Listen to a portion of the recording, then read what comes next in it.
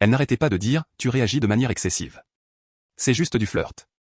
Alors j'ai commencé à, juste flirter, moi aussi, avec sa collègue qui m'avait demandé mon numéro. Soudainement, elle a parfaitement compris ce que voulaient dire les limites. Vous savez comment certaines personnes disent qu'un peu de flirt est inoffensif?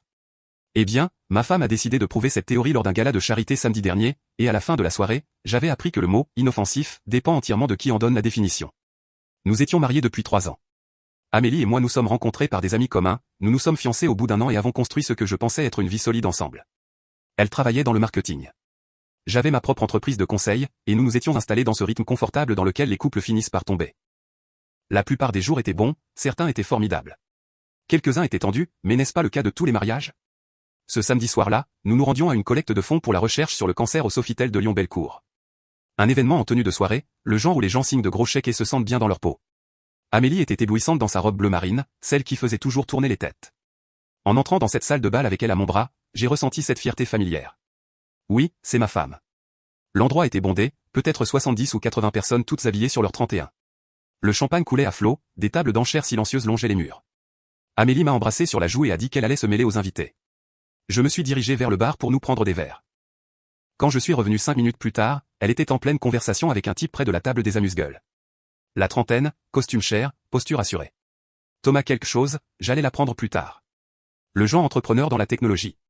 Rien d'inhabituel à parler aux gens lors de ce genre d'événement, sauf qu'elle avait la main sur son avant-bras, qu'elle se penchait près de lui et qu'elle riait à tout ce qu'il disait comme si c'était la chose la plus drôle qu'elle ait jamais entendue. Je me suis approché avec son vin. Elle ne m'a pas remarqué pendant au moins 20 secondes. Quand elle l'a finalement fait, elle a souri comme si de rien n'était. Thomas s'est excusé et Amélie a pris son verre. Comment le connais-tu, ai-je demandé. Je viens de le rencontrer. Un type sympa. Il travaille dans les logiciels. Elle a siroté son vin et s'est dirigée vers les tables d'enchères.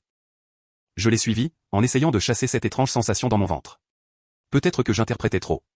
Elle était juste amicale, n'est-ce pas? 20 minutes plus tard, je l'ai trouvée près de la zone des enchères silencieuses, en train de parler à un autre homme.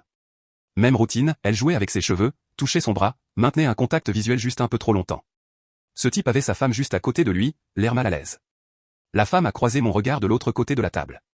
Nous avons échangé un regard, le genre où vous savez tous les deux que quelque chose cloche, mais personne ne dit rien. Puis est venue la danse. Un orchestre, de la bonne musique, des gens qui se balançaient sur la piste de danse improvisée. J'ai regardé Amélie danser avec encore un autre homme. Rien de techniquement répréhensible. Juste ce langage corporel, la façon dont elle s'inclinait vers lui, la façon dont elle riait. J'ai finalement demandé si elle voulait danser avec moi. Elle a semblé agacée par l'interruption mais a accepté. Nous avons dansé une chanson. Elle n'arrêtait pas de regarder à travers la pièce comme si elle cherchait sa prochaine conversation. Le trajet de retour a été silencieux pendant les 10 premières minutes.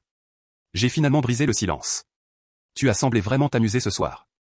Oui, c'était un super événement. Pourquoi? Elle l'a dit nonchalamment, mais il y avait une pointe d'agressivité sous-jacente. Tu as été plutôt amicale avec beaucoup d'hommes. Elle s'est tournée pour me regarder. Es-tu sérieusement jaloux en ce moment? Je ne suis pas jaloux. J'ai juste remarqué. Tu réagis de manière excessive. C'est juste du flirt. Une conversation inoffensive. Ça ne semblait pas inoffensif. C'est ton insécurité qui parle.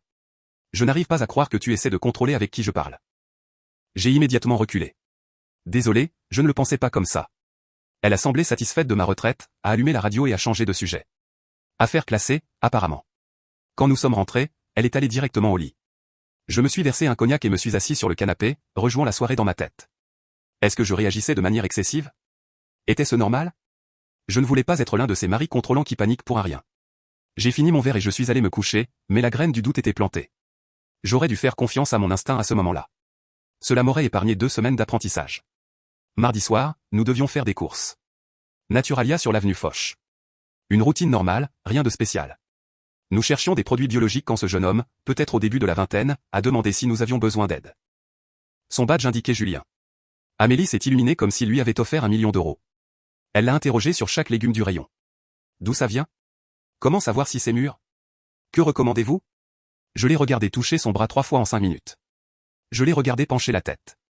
J'ai regardé le visage de Julien alors qu'il réalisait que cette femme séduisante lui accordait bien plus d'attention qu'une conversation sur le chou frisé ne l'exigeait. Puis j'ai fait quelque chose de simple. J'ai commencé à discuter avec la caissière au moment de payer. Une conversation amicale, rien de plus. Je lui ai demandé comment se passait sa journée. J'ai fait un commentaire sur le temps.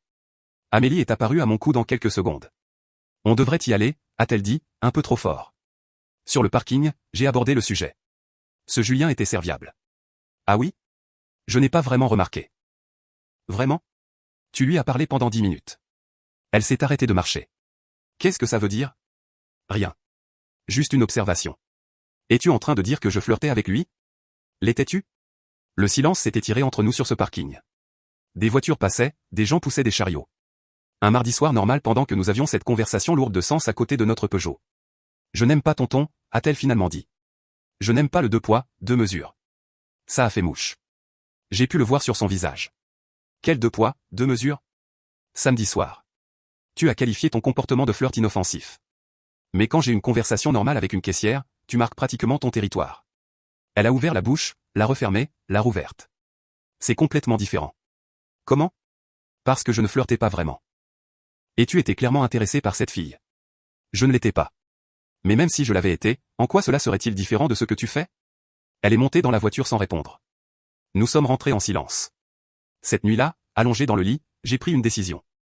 Si c'était un schéma récurrent, je devais le voir clairement. Fini de rejeter mes instincts. Fini d'accepter ses explications sans poser de questions. Il était temps de vraiment prêter attention. Vendredi soir, Amélie a suggéré que nous rejoignions certains de ses collègues au comptoir des Brotteaux, sur la presqu'île. Bonne carte des vins, généralement bondée. J'ai accepté, curieux de voir comment elle se comporterait avec ses amis du travail. Nous étions 6 au total. Antoine, le collègue d'Amélie, était là avec sa petite amie, Audrey. J'ai déjà entendu le nom d'Antoine. Amélie le mentionnait souvent. Ils travaillaient sur des projets ensemble. De longues nuits au bureau, disait-elle. Des présentations aux clients, des sessions de stratégie. Moins de 5 minutes après nous être assis, je l'ai vu. La façon dont Amélie a orienté sa chaise vers Antoine. Comment elle riait à tout ce qu'il disait. Les contacts occasionnels sur sa main en prenant des amuse-gueules. Des blagues privées dont je ne faisais pas partie. Antoine était suave, bien habillé, confiant le genre d'homme qui sait qu'il est séduisant et qui en use. Il dominait la conversation, et Amélie buvait chacune de ses paroles. J'ai commencé à parler avec Audrey. Elle était vive, drôle, clairement mise de côté de la même manière que moi. Nous nous sommes liés par le sentiment d'être invisibles pendant que nos partenaires se donnaient en spectacle l'un pour l'autre. Le barman, Olivier, a pris nos commandes. J'ai pris un cognac. Audrey a pris du vin.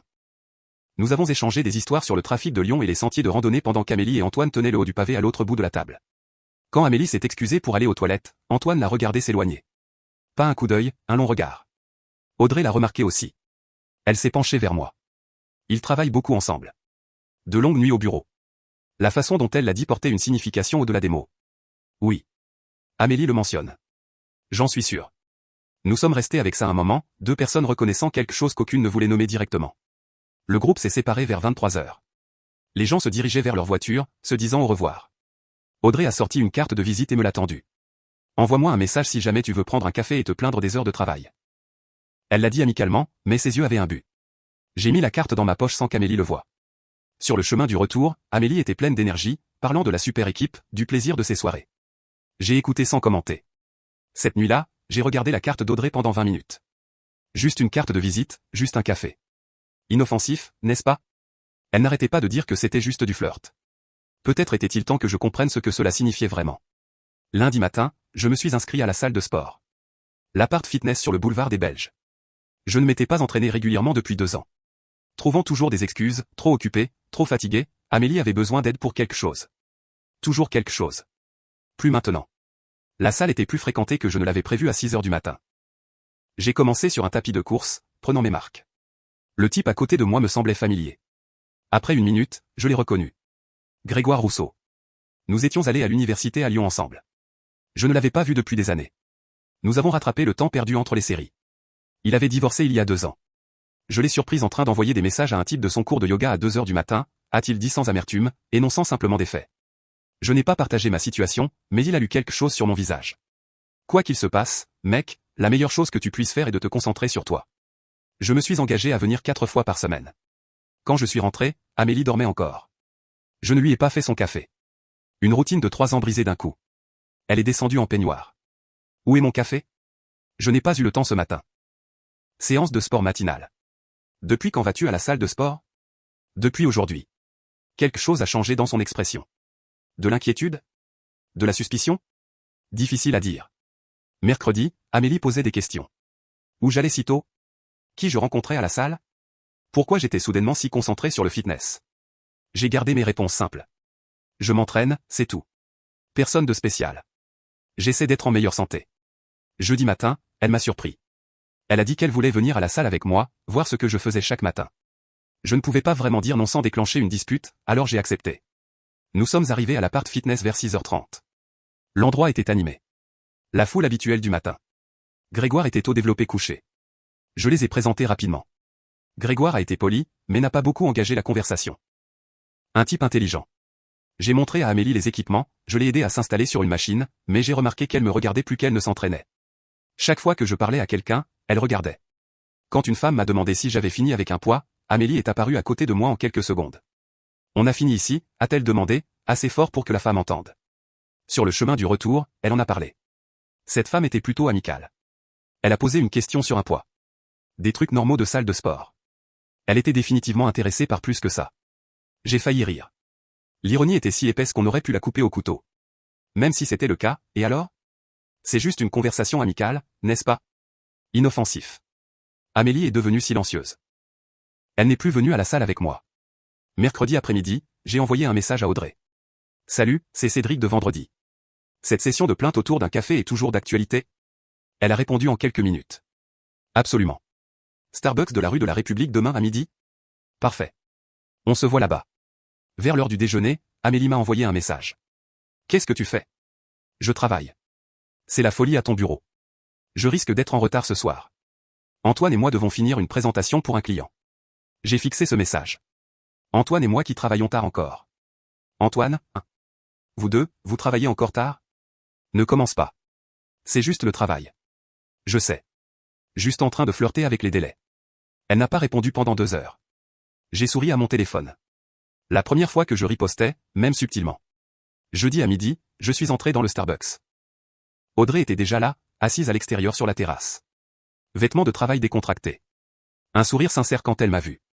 Nous avons commencé par des sujets sur la chaleur, le stress au travail, les restaurants de Lyon. Puis la conversation a changé. Alors, Antoine a mentionné qu'Amélie est mariée. C'est toi. 3 ans. Elle a soupiré. Nous sortons ensemble depuis 8 mois. Il est distant ces derniers temps. La pause était lourde de sens. Nous savions tous les deux ce que nous ne disions pas. Elle était facile à vivre, riait de mes blagues, posait des questions et écoutait réellement les réponses. Rien de romantique, juste une connexion. Être vue par quelqu'un après s'être sentie invisible. Son téléphone a vibré. Elle a jeté un coup d'œil à l'écran. C'est Antoine, il demande où je suis. Je lui ai dit que j'avais un déjeuner de travail. J'ai dit la même chose à Amélie. Nous nous sommes regardés, reconnaissant le jeu sans le nommer. C'est bizarre, non? Ai-je dit. Nous sommes tous les deux ici parce que. Parce qu'ils nous ont fait nous sentir invisibles, a-t-elle terminé, et nous avions besoin d'être vus. La vérité a frappé fort. Nous avons fini notre café et avons convenu de nous revoir. Nous sommes partis en amis. Rien de romantique, mais certainement intentionnel. Ce soir-là, Amélie est rentrée vers 19h. Je préparais le dîner. Comment s'est passée ta journée? Bien. J'ai pris un café avec une amie. Oh, qui? Juste quelqu'un que j'ai rencontré récemment. Personne que tu connais. Je suis resté délibérément vague, imitant son attitude des dernières semaines. Un homme ou une femme? Est-ce que ça a de l'importance? Je suis juste curieux. Elle s'appelle Audrey. Nous avons parlé de la vie, du travail, des choses habituelles. Elle s'est figée, son verre de vin à mi-chemin de ses lèvres. Audrey? Comment connais-tu une Audrey? Je l'ai rencontrée au comptoir la semaine dernière. La reconnaissance a traversé son visage. C'est la petite amie d'Antoine. J'ai pris un café avec Audrey. C'est une personne à part entière, pas seulement la petite amie d'Antoine. Pourquoi ferais-tu ça? Je me suis détourné de la cuisinière, je l'ai regardé droit dans les yeux. C'est juste un café. Une conversation inoffensive. Tu sais, comme du flirt. Elle a traversé les émotions rapidement, la confusion, puis la colère, puis quelque chose comme une prise de conscience. Ce n'est pas du tout la même chose. En quoi est-ce différent? Parce que tu l'as clairement fait pour te venger de moi. Je l'ai fait parce que quelqu'un voulait réellement entendre ce que j'avais à dire. Le silence a envahi la cuisine. Amélie a quitté la pièce. Je suis retourné à ma cuisine. Cette nuit-là, nous avons dormi chacun de notre côté du lit. Aucun mot échangé.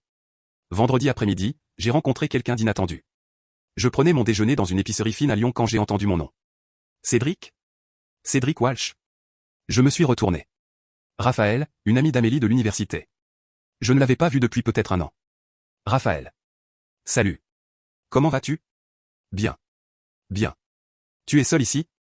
Oui, je prends juste une bouchée rapide. Elle a hésité, puis s'est assise en face de moi. Il y avait quelque chose dans son expression, de l'inquiétude peut-être. Comment va Amélie? Elle va bien. Elle travaille beaucoup. Raphaël a hoché la tête lentement. Écoute, je ne me mêle généralement pas des relations des gens, mais je l'ai vue la semaine dernière à un happy hour en ville. Elle était avec un type. Très amical, si tu vois ce que je veux dire. Antoine, son collègue. Raphaël a semblé soulagé. Je le savais. D'accord, bien. Je n'étais pas sûr de devoir dire quelque chose, mais si c'était moi, je voudrais savoir. J'apprécie. Vraiment. Elle semblait vouloir en dire plus mais s'est retenue. Nous avons fini nos sandwichs, échangé des politesses et sommes partis chacun de notre côté. Mais c'était une autre pièce de validation. Une autre personne voyant ce qu'Amélie insistait à dire qui n'existait pas. Dimanche, c'était le dîner de famille chez les parents d'Amélie à Caluire. Une tradition mensuelle. Ses parents, sa sœur Nina et le mari de Nina. Habituellement détendus. Mais ce jour-là, Amélie était différente. Elle est restée près de moi, me touchait constamment le bras, redirigeait les conversations chaque fois que je parlais à quelqu'un d'autre. Jouant le rôle de l'épouse dévouée. Nina l'a remarqué, a haussé un sourcil en ma direction de l'autre côté de la table. Après le dîner, les hommes ont regardé le football. Le mari de Nina a commenté, Amélie semble extra attachée aujourd'hui. Juste un de ces jours, ai-je dit. Plus tard, Nina m'a trouvé seule dans le jardin. Ma sœur a toujours eu besoin d'attention. Même enfant, elle devait être le centre de tout. Je commence à le voir. Quoi qu'il se passe, ne te perds pas en essayant de la réparer. Elle prendra tout ce que tu lui donneras. La validation signifiait quelque chose, venant de quelqu'un qui connaissait Amélie depuis toujours. En rentrant, Amélie m'a demandé si Nina m'avait dit quelque chose. Juste des banalités. Elle me juge toujours. Ou peut-être qu'elle voit juste les choses clairement. Amélie est restée silencieuse le reste du trajet. Mardi matin à la salle, Grégoire et moi nous sommes croisés au développé couché. Tu as l'air plus léger, mec. Quelque chose a changé. Je crois que je vois enfin mon mariage clairement. Je lui ai parlé du schéma, du flirt, de la manipulation, du 2 poids, 2 mesures. Il a écouté sans juger. Mon ex faisait la même chose. Elle m'accusait d'être contrôlant pendant qu'elle envoyait des messages à un type de ses cours de yoga. Comment as-tu su que c'était fini? Quand j'ai réalisé que j'étais plus heureux à la salle qu'à la maison. Quand la paix signifiait être loin d'elle. J'ai laissé ça infuser. Tu vois un avocat? Pas encore. Peut-être. Il m'a tendu une carte de visite. Maître Bertrand. Il s'est occupé de mon divorce. Quelqu'un de direct. Juste au cas où. J'ai mis la carte dans ma poche. Je n'étais pas sûr de vouloir un divorce. Je voulais juste que ma femme me voie. Mais peut-être que c'était la même chose. Mercredi soir, j'ai fini à la salle et je suis passé devant le Starbucks où j'avais rencontré Audrey. Amélie avait dit qu'elle travaillerait tard, mais sa voiture était sur le parking. Je me suis garé là où je pouvais voir à travers la fenêtre. Amélie était assise en face d'Antoine. Juste deux. Pas d'ordinateur portable, pas de matériel de travail. Riant, se penchant près de lui. La main d'Antoine couvrant la sienne sur la table. J'ai regardé pendant 20 minutes. Le langage corporel était sans équivoque. Ce n'étaient pas des collègues. C'était le territoire de la liaison émotionnelle. Ils sont finalement partis, ont marché ensemble jusqu'au parking. Antoine l'a serré dans ses bras, l'a embrassé sur la joue, s'attardant trop longtemps. Ils ont vérifié leur téléphone avant de monter dans des voitures séparées. Mon téléphone a vibré. Un message d'Amélie, toujours au bureau. Je serai à la maison vers 20h. Mensonge. Des mensonges directs. Je suis rentré chez moi avec un calme étrange. Pas de dévastation, une confirmation. Je le savais, mais le voir a enlevé tout doute. Quand elle est rentrée à 20h15, j'étais sur le canapé en train de lire. Désolé. La présentation au client a duré plus longtemps que prévu. Comment ça s'est passé? Très bien. Antoine et moi formons une bonne équipe. J'en suis sûr. Elle a complètement manqué le sous-entendu. Tellement habituée à ce que j'accepte ses mensonges, elle ne prenait même plus la peine de les rendre crédibles. Vendredi après-midi, j'ai pris ma demi-journée. Je ne l'ai pas dit à Amélie. J'ai conduit jusqu'au cabinet de Maître Bertrand au centre-ville de Lyon. Un espace professionnel, sans fioritures. Bertrand avait la quarantaine, expérimenté, direct. J'ai exposé la situation, liaison émotionnelle, manipulation, 2 poids, 2 mesures. Des biens communs. La maison est à nos 2 noms. 2 voitures, des prêts séparés. Un compte d'épargne. Pas d'enfants. En France, le divorce par consentement mutuel simplifie les choses. Il a expliqué le processus, le calendrier, les résultats probables, ce à quoi je pouvais m'attendre. Voulez-vous sauver le mariage? J'ai marqué une pause. La première fois que je le disais à voix haute. Je veux me sauver moi-même. Il a hoché la tête comme s'il avait déjà entendu ça. Alors voici ce que vous faites. Il a exposé la stratégie, documenté les preuves de manière éthique, séparé les finances, préparé les documents.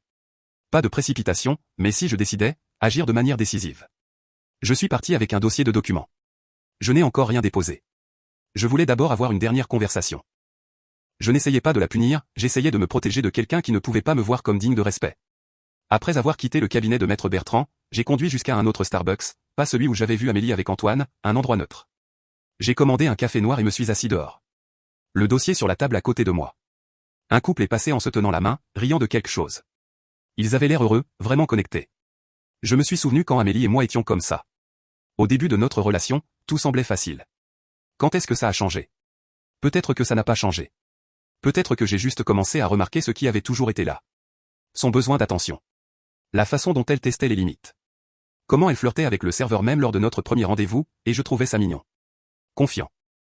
Je qualifiais ça de confiance alors que c'était peut-être tout autre chose. Mon téléphone a vibré. Un message de Grégoire. Comment s'est passée la réunion? J'ai répondu. Bien. J'ai obtenu de la clarté. C'est tout ce dont tu as besoin, mec. De la clarté. Il avait raison. J'avais passé 3 ans à trouver des excuses, à expliquer son comportement, à accepter la manipulation comme vérité. Maintenant, je pouvais tout voir de manière nette et claire. Le schéma n'était pas nouveau. J'y prêtais simplement enfin attention. J'ai fini mon café, jeté le gobelet et suis rentré chez moi avec le dossier sur mon siège passager. La preuve physique de ce qui pourrait suivre. Samedi soir, Amélie a suggéré que nous sortions. Pour nous reconnecter, a-t-elle dit. J'ai accepté, curieux de son jeu. Nous sommes allés au comptoir. Olivier, le barman, nous a reconnus. Nous avons pris des verres, trouvé une table. Amélie était sur son téléphone en quelques minutes, envoyant un message à quelqu'un. Je me suis excusé pour aller aux toilettes. Quand je suis revenu, elle parlait à un type au bar. Même schéma, elle touchait son bras, riait, se penchait vers lui. Le type était clairement intéressé. Je n'ai pas interrompu, j'ai juste regardé. Après quelques minutes, je me suis approché et me suis présenté. Salut, je suis Cédric, le mari d'Amélie. Le type a eu l'air embarrassé, a trouvé une excuse et est parti rapidement. Pourquoi as-tu fait ça? Fais quoi? Me mettre dans l'embarras comme ça? On était juste en train de parler. Juste en train de flirter, tu veux dire? C'est reparti. Tu es ridicule. Je me suis assis calmement. Tu as raison. Laisse-moi te raconter ma semaine. J'ai pris un café avec Audrey. Nous avons parlé de la vie, de nos relations, du bien que ça fait d'être remarqué. Elle écoute vraiment quand je parle. Elle se soucie vraiment de ce que je pense. Le visage d'Amélie s'est assombri. C'est juste du flirt, n'est-ce pas? Inoffensif. C'est différent, et tu le sais. Comment? Explique-moi exactement en quoi c'est différent. Elle ne pouvait pas, ou ne voulait pas, je n'arrive pas à croire que tu me fasses ça. Faire quoi? Je fais exactement ce que tu fais depuis tout ce temps. Je n'ai jamais franchi de limite. Quelle limite? Celle que tu as tracée pour moi, mais pas pour toi? Et alors, tu couches avec Audrey maintenant? Non. Mais est-ce que ça importerait si c'était le cas? Tu as une liaison émotionnelle avec Antoine depuis des mois. Ce n'est pas. Nous sommes justes. Laisse tomber. Je vous ai vu mercredi. Starbucks de la rue de la République. Les mensonges sur le travail tardif.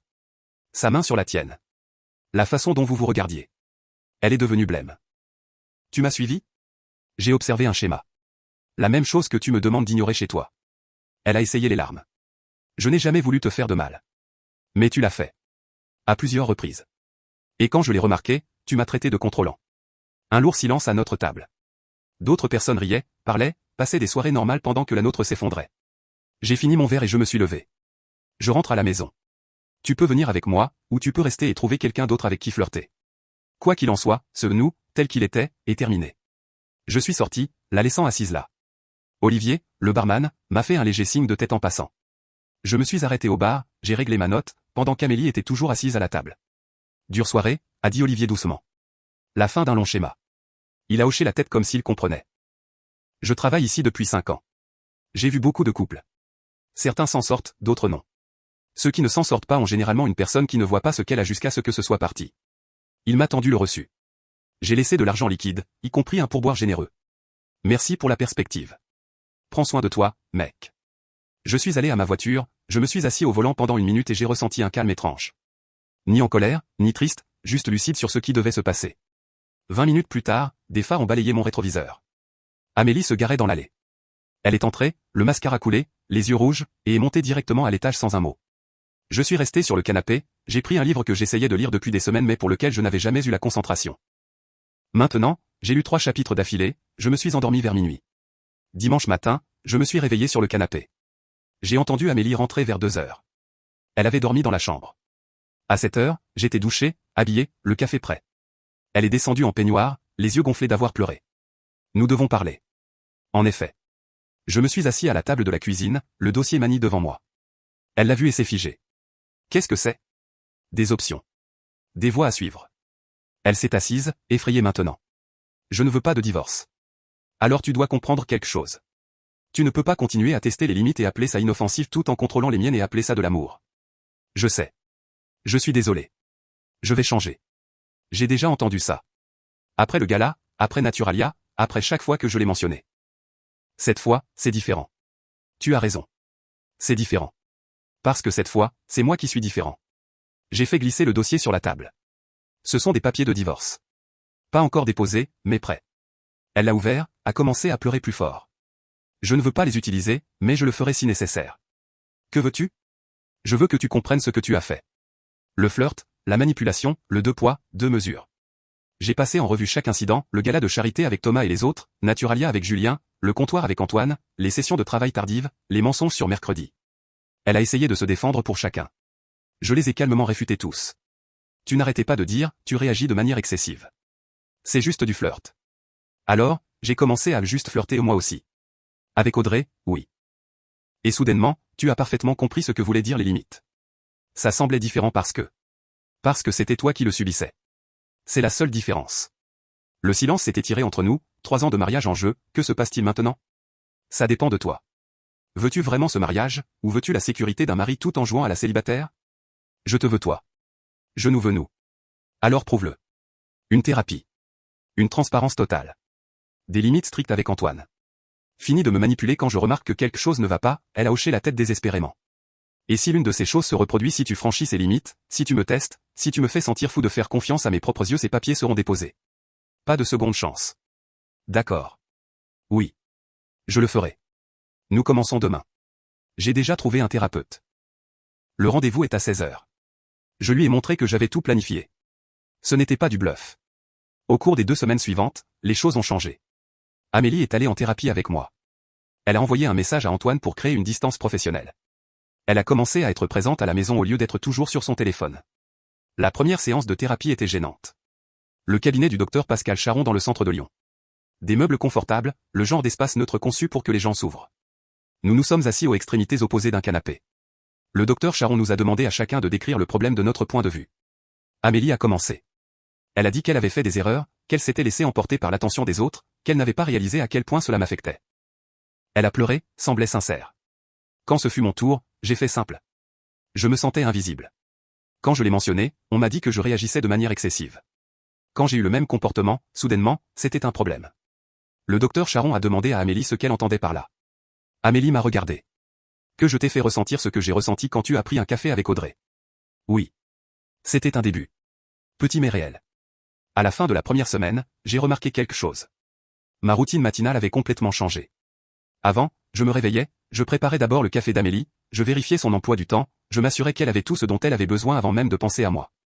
Maintenant, je me réveillais, j'allais à la salle, je me faisais mon propre café, je me concentrais sur ma propre journée.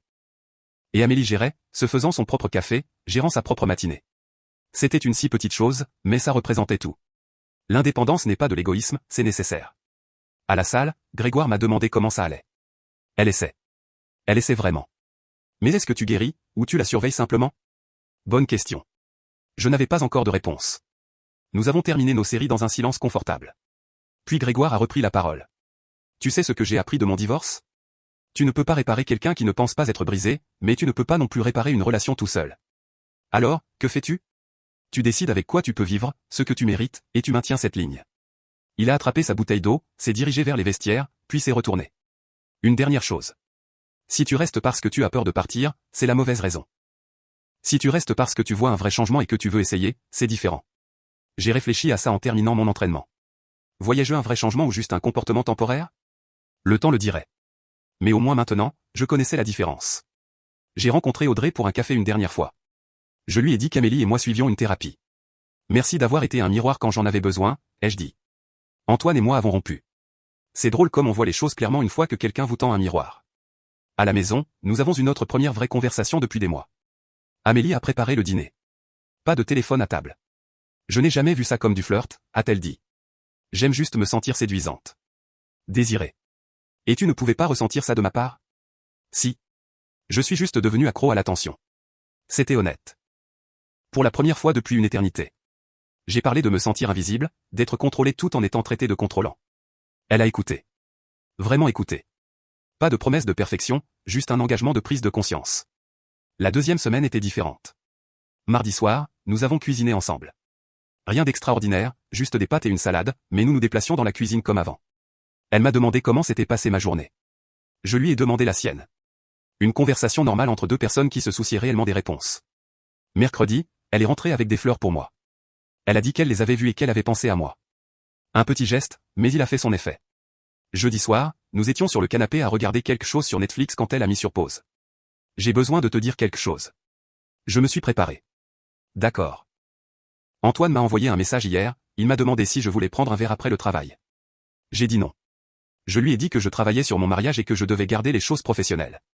Elle m'a montré la conversation sur son téléphone. Je n'ai pas demandé à la voir, elle l'a simplement proposé. Merci de me l'avoir dit. Je veux redevenir quelqu'un en qui tu peux avoir confiance. Je sais que j'ai gâché ça, mais je veux le regagner. Ce n'était pas dramatique.